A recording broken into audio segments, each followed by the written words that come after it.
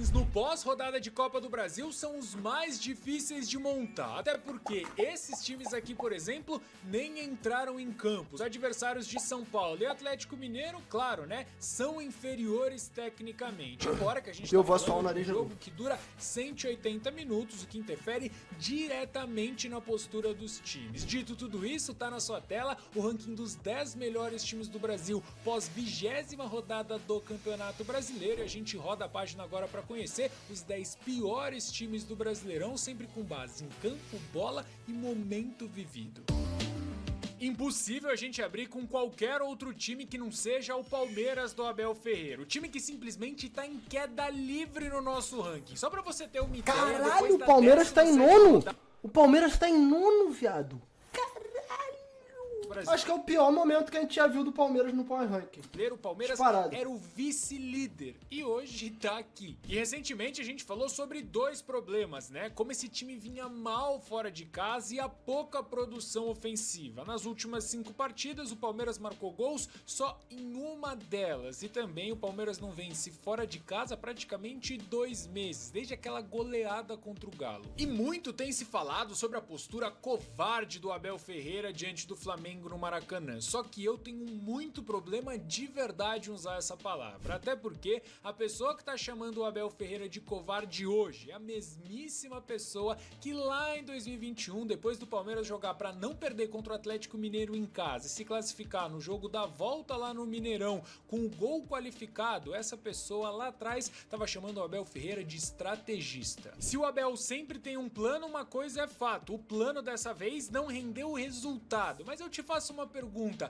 será mesmo que se o Gustavo Gomes não tivesse entregado o segundo gol de bandeja, um passe no pé do Pedro, o barulho seria tanto? E junto com Caralho, essa... pior que é verdade. Dá pra pensar... Mano, pior que dá pra pensar por esse lado. Dá pra pensar por esse lado, viado. Pergunta, eu aproveito para apresentar o Flamengo, que é o nosso terceiro colocado desse Power Ranking, e claro, passar as minhas impressões desse Flamengo 2, Palmeiras 0 no Maracanã, um jogaço do Flamengo do Tite. Eu vi um Flamengo que, diferente das suas 2 últimas partidas, contra Vitória e Atlético Goianiense, entendeu que contra o Palmeiras do Abel Ferreira, em um jogo de mata-mata, antes de qualquer coisa, era preciso competir. E foi exatamente por Que as ele falou? impressões desse Flamengo 2... O Flamengo tá em terceiro? Ah, vocês discordaram da posição, né? Ah, ele vai explicar aí o porquê, pô. Tava em quarto. Palmeiras 0 no Maracanã, um jogaço do Flamengo do Tite. Eu vi um Flamengo que, diferente das suas 2 últimas partidas, contra Vitória e Atlético Goianiense, entendeu que contra o Palmeiras do Abel Ferreira, em um jogo de mata-mata, antes de qualquer coisa, era preciso competir. E foi exatamente por esse motivo que, pelo menos na minha opinião, a diferença entre os dois times ficou tão escancarada. O Palmeiras, principalmente sem bola, não competiu, e o Flamengo fez 23 minutos impecáveis. E por que eu falo 23 minutos? Porque foi justamente quando o Cebolinha se lesiona e entra o Luiz Araújo. Luiz Araújo que fez uma partidaça, é verdade, mas demorou um pouquinho para se encontrar, e o Flamengo para se encontrar com ele. O Everton Cebolinha tava fazendo uma fumaça danada pelo lado esquerdo, explorando o corredor do Gia. E aí então, depois da entrada do Luiz Araújo, o Palmeiras conseguiu se compactar bem. E o que comprova o que eu tô falando é justamente que, depois daquele início avassalador, a outra e única finalização do Flamengo no primeiro tempo foi só quase aos 40 minutos. E o Flamengo volta melhor do intervalo, chega ao gol, e aí eu preciso tirar o chapéu, aliás, continuar tirando o chapéu pro Gerson, aquele passe que ele encontra pro Luiz Araújo, dá assistência pro Pedro, quase dentro do gol, uma coisa maravilhosa, uma coisa de Gerson mesmo, algo que só um jogador extra classe pode fazer. E aí então o Flamengo baixa suas linhas, chama o Palmeiras pra dentro da sua defesa, o Palmeiras com muita dificuldade, mas o Flamengo também não criou nenhuma chance flagrante, até de fato o gol entregue pelo Gustavo Gomes, Rafael e Richard Rios, que simplesmente pararam na jogada. E aí então, com 2-0 no placar, o Flamengo, que eu até achei de verdade que tinha sentido um pouco o cansaço, o que é absolutamente natural, né, por ter pressionado tanto no primeiro tempo e até mesmo no começo do segundo, sentiu o cheiro do sangue. E aí depois, quando o Flamengo sente o cheiro do sangue, amigão, esquece o cansaço, vai pra cima, e aí sim poderia ter goleado o Palmeiras, tá? Até mesmo um 4-0, eu acho que não seria absurdo absurdo nenhum. Teve uma belíssima Loucura. defesa do Everton, uma indecisão ali do Wesley, mas sobre isso, aliás, sobre esse jogo inteirinho, tem uma análise maravilhosa que o Felipe fez, eu vou deixar aqui no card pra vocês. Próximo jogo do Palmeiras, adivinha só você. Valeu, lógico, Digueira. vai ser fora de casa contra o Internacional, onde o time do Abel Ferreira não vence desde 2021 e, aliás, historicamente, né, o Palmeiras tem dificuldade em vencer o Internacional no Beira-Rio. Já do lado do Flamengo, vai ao Morumbi enfrentar o São Paulo, jogo dificílimo, São Paulo deve ir com força máxima, exceção feita aí ao Luciano, que recebeu o terceiro cartão amarelo tenso desse jogo. O Flamengo deve poupar alguns jogadores, claro, não tem nada resolvido ainda contra o Palmeiras, apesar da vantagem ser muito boa. O torcedor do Flamengo pode se apegar ao fato do elenco do Flamengo de fato ser um elenco muito recheado e, claro, o time do Tite é o melhor visitante do Brasileirão. Depois de 4 jogos sem vencer, mas principalmente, né, jogando bem abaixo do que pode, o Bahia, é bem verdade, ampliou essa série sem triunfos para 5 contra o Botafogo. Só que, diferente dos outros jogos, enfim, o Bahia voltou a jogar bola. E talvez a postura do Bahia de se conformar com o resultado e abaixar suas linhas no segundo tempo, talvez essa postura seja questionável. E eu sei que ela foi questionada pelos torcedores do Bahia justamente por conta do que o time conseguiu produzir no final do primeiro tempo, né, com bastante volume ofensivo, inclusive chegando de empate nos acréscimos. Só que, de verdade, eu não consigo julgar, até porque depois da sequência que a gente tava falando aqui, né, uma sequência horrível, com um desempenho bem abaixo, é óbvio que a confiança dos caras tava lá no chão. E também a gente não pode esquecer aqui que a principal característica do Botafogo é um time que gosta de jogar em transição, que é muito vertical, inclusive exigiu boas defesas do Marcos Felipe. Por conta de tudo isso aí, eu não consigo julgar a estratégia do Rogério Ceni no segundo tempo. E claro, a gente precisa falar aqui que o jogo de volta agora, com esse 1-1 na ida, tá completamente aberto. Eu não acho que tem nenhum favorito, tá? Dou um ligeiro favoritismo pro Bahia por jogar em casa. Pra mim é 55-45, mas eu tenho certeza que vai ser um jogaço. Antes disso, é claro, não tem como esquecer que o Bahia enfrenta o Fluminense e pra mim não tem discussão, tá? O Rogério Ceni precisa poupar para que o Bahia possa chegar a 110%, se possível, na semana que vem contra o Botafogo. Será, mano? Será que o Bahia vai poupar contra o Fluminense?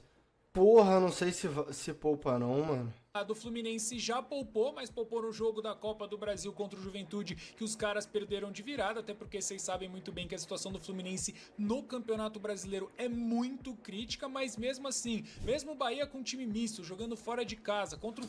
Pô, viado, eu vou te falar, mano. Pô, o Bahia ganhando, ele pode ir pra 5ª posição, viado.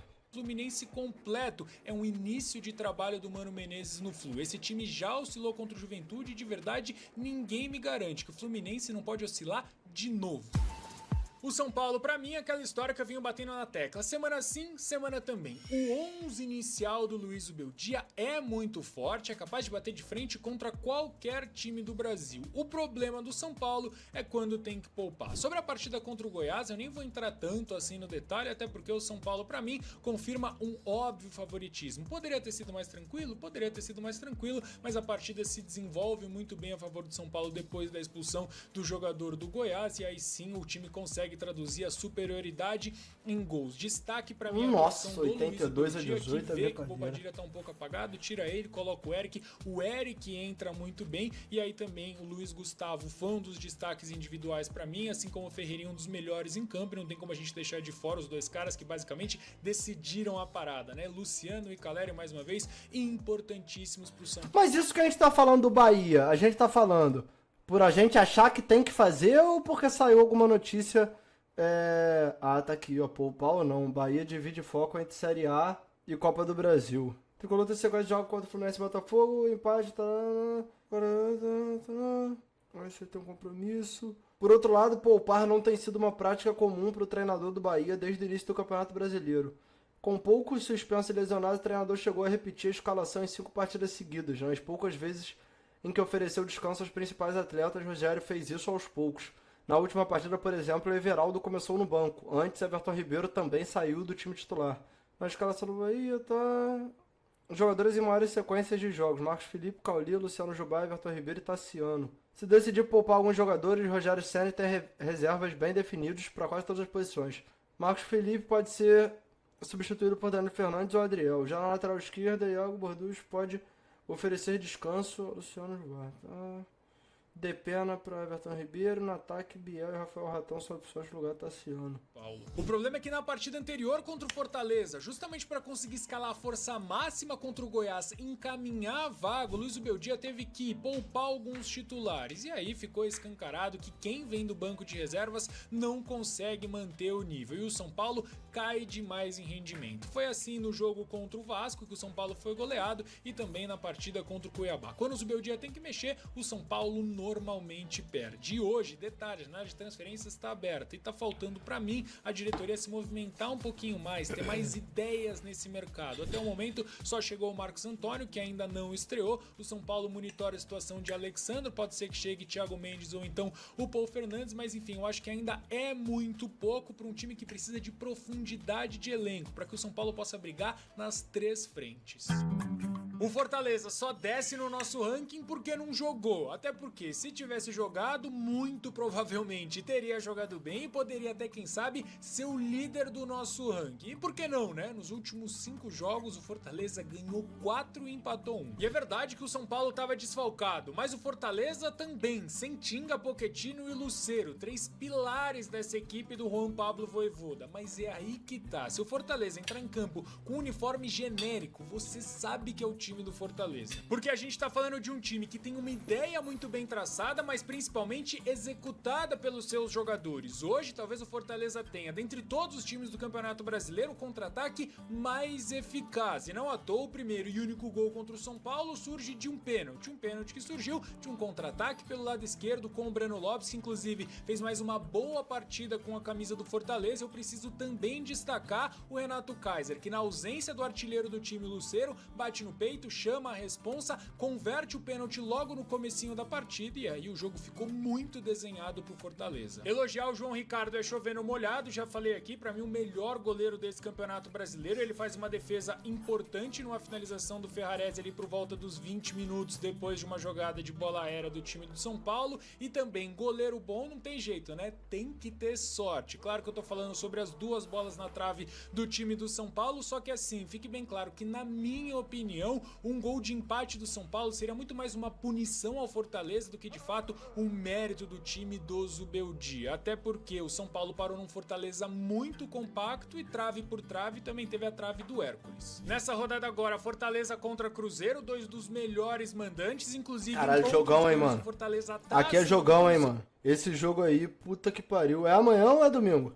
Obviamente com menor aproveitamento, porque o Cruzeiro tá 100% jogando no Mineirão. O detalhe aí é que a partida não vai ser no Mineirão, tá? É em Cariacica. A antiga gestão do Cruzeiro vendeu esse mando de campo, ou seja, os 2 times jogam fora de casa. E aí então eu aproveito pra ficar no muro um pouquinho e falar que não tem favorito, tá? 50-50, um time é o 9º melhor visitante, o outro é o 12º, então tá tudo igual. O Atlético Mineiro não foi melhor que o Corinthians, mas venceu na Arena MRV. A partida contra o CRB foi completamente bizarra, né? O CRB já tinha mostrado que era um time carne de pescoço contra o Fortaleza na final da Copa do Nordeste, mas esse jogo contra o Atlético Mineiro foi outro patamar, né? O time abre o placar, faz o 2-0 logo no comecinho e aí parecia que o CRB ia comandar a partida, mas o Atlético Mineiro voltou para si e aí sim teve as melhores oportunidades e na minha opinião deveria até mesmo ter virado o jogo, né? Teve uma oportunidade incrível perdida sem goleiro pelo time do Galo. Dito isso, um time que agora engatou uma sequência de 5 jogos sem derrotas, importantíssimo, 3 vitórias, 2 empates, importantíssimo para a confiança desse time, que vai ter a confiança sim um pouquinho ou talvez até um pocão abalada pela ausência do Hulk nos próximos jogos. O Hulk foi substituído ainda no primeiro tempo, um problema na panturrilha foi detectado, confirmado pelo Atlético Mineiro, segundo a avaliação do GE, é um problema que não é simples, então o Hulk deve perder pelo menos aí 3 partidas. A gente fala sobre jogos contra Criciúma, volta contra o CRB, obviamente, e também um clássico importantíssimo contra o Cruzeiro fora de casa. O Cruzeiro 100% de aproveitamento no Mineirão e o Hulk nessa sequência de 5 partidas, não só o jogador mais importante desse time como um todo, mas nessa sequência aí o Hulk participou ativamente de 5 dos 9 gols marcados pelo time do Gabriel Milito. Vamos ver como esse time Pô, muita loucura o Hulk com essa idade ainda sobrar tanto fisicamente, né, cara? Porra. essa ausência. Obrigado, mas, Karine, forma, pelo eu acho que sub. o Galo, 2 desde meses a aí, ó. volta dos jogadores, Aulas. Né, desfalques todos, seja por Demian ou então Copa América, o Galo vem numa crescente. Eu acho que o Galo tem tudo para vencer o Criciúma fora de casa. Criciúma que tá entre os piores mandantes, é o 6º pior mandante desse Campeonato Brasileiro. O Galo, como eu falei, para mim vem em evolução como um coletivo e para mim é o favorito.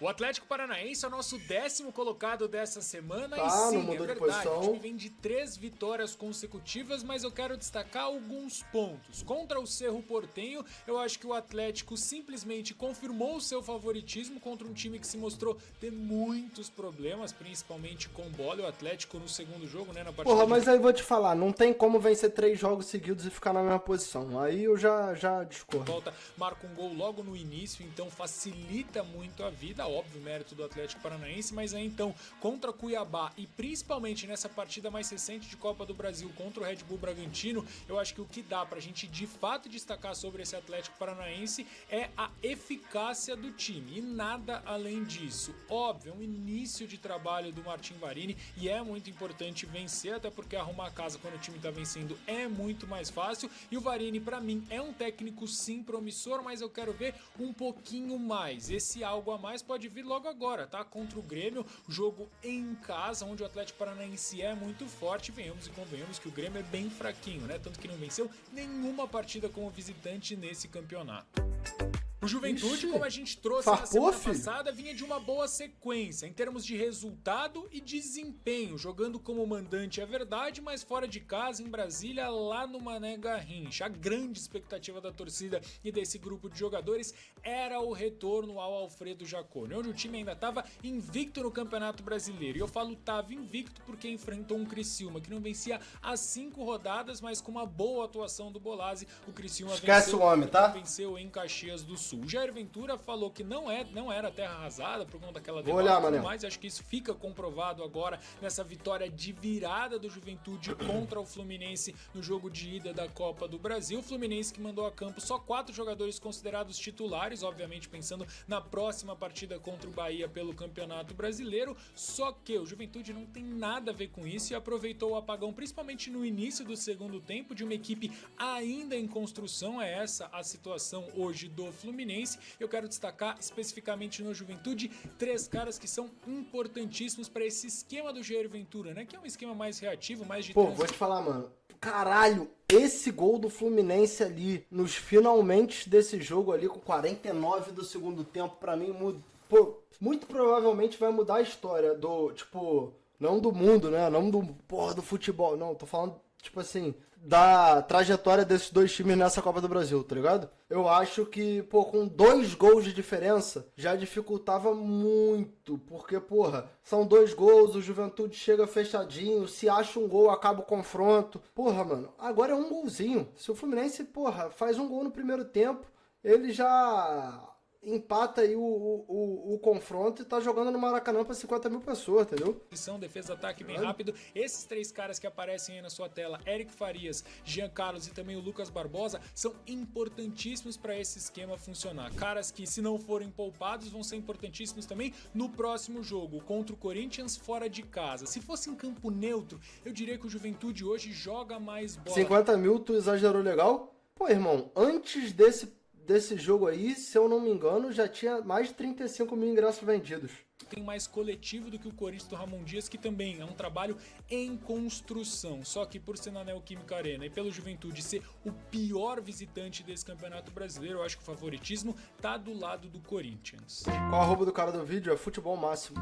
A sequência de 8 jogos de invencibilidade do Botafogo, que é o nosso segundo colocado dessa semana, foi quebrada pelo Cruzeiro. E é lógico, né? Em uma partida em que o Cássio fez 10 defesas. Essa aí é a explicação mais simples para uma derrota por 3-0. Mas eu já te adianto que não foi só isso. E é verdade, a gente precisa sim colocar na conta os desfalques do Botafogo, seja por lesão, suspensão ou até mesmo opção. Mas eu acho que esse resultado negativo passou demais pelas escolhas do Arthur Jorge, que escalou Pô, muita loucura, né, mano? É um jogo que você olha, o placar foi 3-0, mas tu para pra ver o jogo. O Botafogo fez uma atuação, mano, honesta, viado. É muito estranho falar isso pra um time que perdeu 3-0. Mas, moleque, o Cássio fechou o gol, tá ligado? Se esse jogo aí, por exemplo, fosse, porra, sei lá, 3-2, 3-3, ia ser um jogaço absurdo do mesmo jeito. E ninguém ficaria, tipo assim, surpreso com o placar pelo que foi o jogo. O Cássio fechou o gol e o Cruzeiro, porra, conseguiu fazer quando chegou lá na frente. O time do Cruzeiro, porra, tá voando, tá ligado? Mas eu não achei que foi um jogo ruim do Botafogo, mano. Botafogo do meio pra frente muito pesado e entendeu que a melhor estratégia era pressionar a saída de bola do Cruzeiro. Cruzeiro deitou e o cara mete essa do Cássio. Mérito muito mais do time do que só do Cássio. Mas ninguém falou que o mérito é só do Cássio. O que eu tô falando é que o responsável por frear o ataque do Botafogo foi sim o Cássio. Até porque não tem como você falar que quem freou o ataque do Botafogo foi a defesa no momento que o Botafogo deu a quantidade de chutes que deu no jogo. Se a defesa do Cruzeiro tivesse travado o Botafogo sem depender do Cássio, o Botafogo não teria essa quantidade de finalização que teve, entendeu? Porra, o Cássio chamou pra ser a responsabilidade, entendeu? A estratégia aí se provou ser errada logo no início do jogo. E o que começou errado, terminou errado, e essa aí foi a única partida do Brasileirão até aqui que o Botafogo não marcou gols. Um jogo pra esquecer, mas que possibilitou que o Botafogo chegasse inteiro fisicamente pra enfrentar o Bahia. Confesso que depois do empate contra o Bahia, eu não entendi muito bem o motivo das vaias por parte da torcida do Botafogo. Depois, eu vi na coletiva do Arthur Jorge, até ele mesmo concordou, né, que os resultados recentes são merecedores dessas vaias. E aí, tudo bem, até porque no quesito campo e bola, nível de futebol apresentado,